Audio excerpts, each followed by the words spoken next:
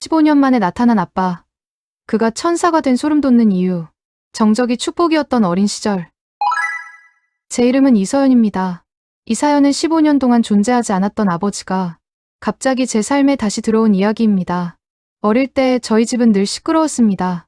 아버지는 술을 마시면 목소리가 커졌고 물건이 먼저 날아다녔습니다. 그때마다 엄마는 아무 말도 하지 않고 제 앞에 서서 저를 가렸습니다. 술 냄새와 비명, 그리고 저를 감싸 안은 엄마의 가쁜 숨소리. 초등학교 3학년이던 어느 날 아버지가 사라졌습니다. 짐도 인사도 없이 증발하듯 말이죠. 그런데 이상하죠. 아버지가 사라진 그날 밤 저는 난생 처음 단잠을 잤습니다. 엄마는 웃기 시작했고 저는 밤에 깜짝깜짝 놀라며 깨지 않게 됐습니다. 아버지가 없는 집이 이렇게 평화로울 수 있다는 것. 그건 제 인생의 첫 번째 축복이었습니다. 시간이 흘러 저는 성인이 됐고 엄마와 저는 그 집에서 계속 살았습니다. 15년 만에 불청객, 가면을 쓴 남자. 그러던 어느 날 현관 초인종이 울렸습니다. 문을 열자 낯설지만 너무 익숙한 얼굴이 서 있었습니다. 아버지였습니다. 숨이 턱 막혔습니다.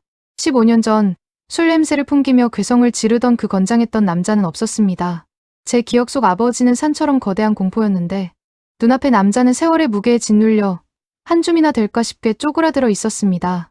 무엇보다 생기를 잃고 누렇게 뜬 눈동자가 저를 빤히 바라보는데 그게 너무 낯설면서도 소름 끼치게 익숙했습니다. 아버지는 집 안을 한번 훑어보더니 아무렇지 않게 말했습니다. 네가 서연이니? 정말 많이 컸구나. 누구세요? 혹시? 아직도 여기 살고 있었구나. 15년입니다. 죽었는지 살았는지 연락 한 통 없던 사람이 마치 어제 나갔다 들어온 사람처럼 제 이름을 부르며 집 안으로 발을 들이밀었습니다. 주방에서 나오던 엄마가 아버지를 보고 그대로 굳어버렸어요. 당신이 여기가 어디라고 나타나? 여기가 어디라고 발을 들여? 여보, 진정해. 나도 염치가 있지. 그냥 내 짐 좀 찾으러 왔어. 옷장에 내 물건들 아직 있을 거 아냐. 짐? 15년 동안 찾지도 않던 짐을 이제 와서 당장 나가! 거참 사람 반겨주지는 못할 망정. 서연아, 아빠가 짐 좀 챙겨서 가려고. 나중에 맛있는 거 사줄 테니 너무 서운해 마. 화보다 먼저 든 감정은 허탈함이었습니다. 엄마는 차마 그를 밀어내지도 못하고 문간에 주저앉아 입술만 깨물고 계셨습니다. 그 뒷모습을 보는데 가슴 한쪽이 아릿해졌습니다. 설계된 병원행. 그날 이후 아버지는 가끔 연락을 했습니다. 밥은 잘 먹고 있냐? 몸은 괜찮냐? 마치 잠깐 외출했다가 돌아온 사람처럼 행동했습니다. 술 냄새도 나지 않았고 말투도 부드러웠습니다. 어디서 무슨 일을 했는지는 자세히 말하지 않았지만 돈은 좀 번다고 했습니다. 처음엔 저도 엄마도 경계했습니다. 그리고 아버지는 선을 넘지 않으려고 애썼습니다.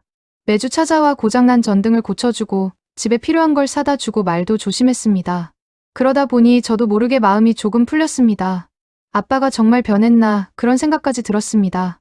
매주 찾아와 꾸준히 일을 도맡아 하고 제 퇴근길에 맞춰 비타민이며 과일을 사다 놓는 아버지의 정성에 제 마음도 조금씩 허물어지고 있었습니다. 아버지의 이런 모습들이 어색했지만 아버지도 나이가 드니 정말 지난 세월을 후회하는 걸까? 그런 바보 같은 믿음이 싹트고 있었죠. 서연아, 요즘 회사 일 많이 힘들지? 아빠가 옆에서 보니까 내가 너무 말랐어. 잠은 잘 자니? 네, 괜찮아요. 아빠는 요즘 안색이 좀 안 좋아 보이세요. 사실 아빠가 요즘 몸이 예전 같지가 않아. 자꾸 붓고 기운도 없고 아무래도 나이가 들었나 봐. 너랑 엄마한테 못해준 게 너무 많은데 덜컥 큰 병이라도 생길까 봐 겁이 나네. 병원 가서 검사라도 받아보세요. 그래서 말인데 내일 아빠 큰 병원 예약해뒀거든. 혼자 가려니 발걸음이 안 떨어져서. 서연아, 아빠랑 병원 좀 같이 가줄 수 있니? 딸이랑 같이 가면 아빠가 훨씬 든든할 것 같은데. 평생 강하고 무서운 존재였던 아버지가 처음으로 제게 내보인 약한 모습. 그게 저를 향한 절박한 신호인 줄 알고 저는 고개를 끄덕였습니다. 알겠어요, 아빠. 내일 연차 내고 같이 가요. 고맙다. 정말 고마워. 그땐 몰랐습니다. 그 다정함이 저를 수술대로 끌고 가기 위한 철저한 연극이었다는 거요. 진료실의 정적, 드러난 본색. 진료실에 들어가자 의사 선생님이 차트를 보며 말했습니다. 간경화가 진행 중입니다. 당장 급한 상황은 아니지만 이식 외에는 방법이 없어요. 공여자는 보통 가족 중에서 찾긴 하는데 여기 제 딸이 있습니다. 예, 검사부터 해주시죠. 네? 아빠? 지금 뭐라고? 아직 시간이 좀 있으니 대기 명단에 등록해서 뇌사자 이식을 기다리거나 상태를 보면서 다른 공여자를 알아보는 방법도 있습니다. 그러면서 제 쪽을 한번 보며 이렇게 덧붙였습니다. 따님은 체중도 저체중이고 기저질환도 있어서 공여자로는 권장하지 않습니다. 그 말에 저는 안도감이 들었습니다. 아니요, 선생님. 저한테는 이 아이밖에 없습니다. 딸인데 당연히 해줘야죠. 안 그래, 서연아? 검사해주세요. 그래도 검사는 해봐야죠. 서연아, 아빠 좀 살려줘. 아버지는 제 선택을 묻는 게 아니라 이미 결론을 내리고 저를 병원으로 유인한 거였습니다. 마치 이미 정해진 순서를 밟고 있는 사람처럼 느껴졌습니다. 병원을 나선 뒤로 차 안에는 비명보다 더 지독한 침묵이 내려앉았습니다. 아버지는 핸들을 잡은 채 힐끗힐끗 제 눈치를 보더라고요. 그런 아버지의 시선이 마치 제 살점을 파고드는 칼날처럼 느껴졌습니다. 집에 돌아온 아빠는 처절할 정도로 제게 말했습니다. 서연아, 아빠가 정말 죽을 죄를 졌어. 너한테 이런 짐까지 지게 하고 내가 이제야 겨우 너랑 엄마 얼굴 보면서 사람답게 살아보나 했는데 하늘도 무심하시지. 이대로 가면 아빠는 너한테 미안하다는 말도 다 못하고 눈을 감아야 해. 아버지는 울고 있었습니다. 하지만 그 울음소리가 저를 슬프게 하기보다 제 목을 점점 조여오는 밧줄처럼 느껴졌습니다. 서연아, 아빠 좀 살려줘라. 내가 너한테 그동안 못한 거 건강해져서 다 갚을게. 너 안 해주면 아빠 이대로 그냥 죽으라는 거밖에 안 돼. 아버지는 울면서 빌고 있었지만 제 손을 쥔 그의 소나귀에는 절대 놓아주지 않겠다는 섬뜩한 힘이 들어가 있었습니다. 아빠, 이건 제 인생에 걸린 문제예요.